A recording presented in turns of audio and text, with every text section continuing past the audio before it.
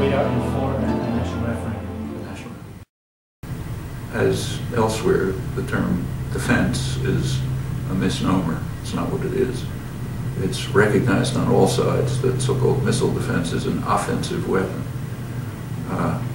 The Chinese, who fear this weapon, observe that missile defense is both a shield and a sword. And U.S. strategic analysts agree in almost the same words. The RAND Corporation, which is the main research and advisory branch of the Department of Defense, describes missile defense as both a shield and an enabler of action. It permits action to take place by providing the framework in which the U.S. can use conventional forces, or for that matter nuclear forces, without fear of retaliation. If missile defense technically ever succeeds in its goals, the most that can be anticipated is that it would be able to inhibit a retaliatory strike. It's the most that's expected, and everyone understands that on all sides.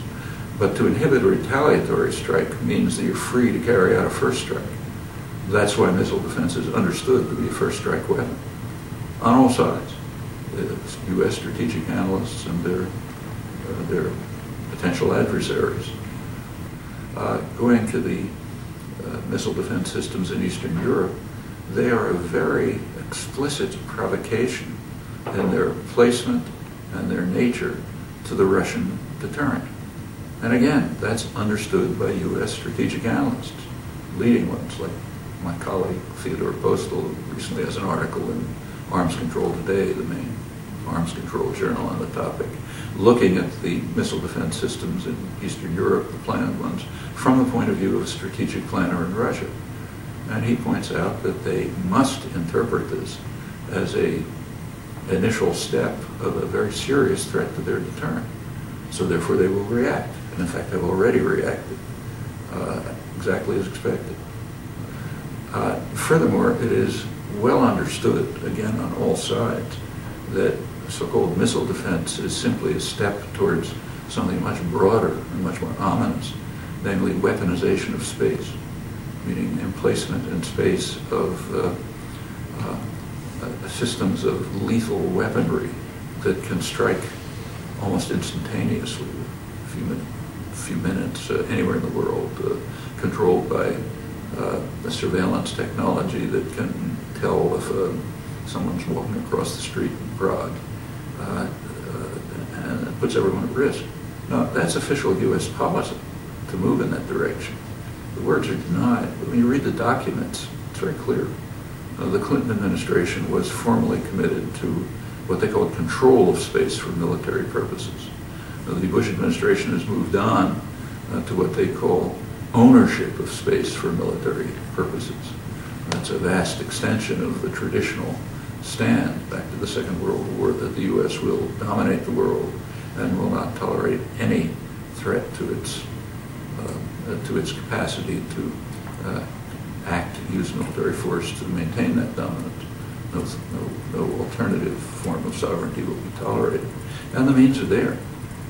Weaponization of space would mean, sooner or later, placement of weapon stations, probably nuclear powered, which themselves would be extremely dangerous, and which could pose a serious threat to anyone.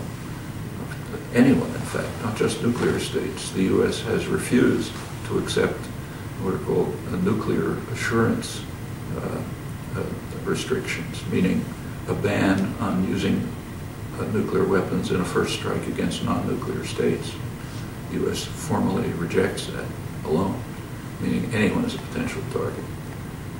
Well, the struggle to prevent the development of military bases in Poland and Czechoslovakia and missile defense systems is of extraordinary significance. In fact, it is no exaggeration to say that the fate of the species is at stake in these decisions. Well, when I hear the slogan, "Give peace a chance," at my age, I'm thinking of my grandchildren and I desperately want them to be able to have a world in which they can survive. And that will happen only in one way, if we not only give peace a chance, but make sure that the chance is realized. The people of the world overwhelmingly want peace, overwhelmingly impose the warlike actions of their leaders. It's always been true. It's up to us to see whether we can bring that hope to fruition.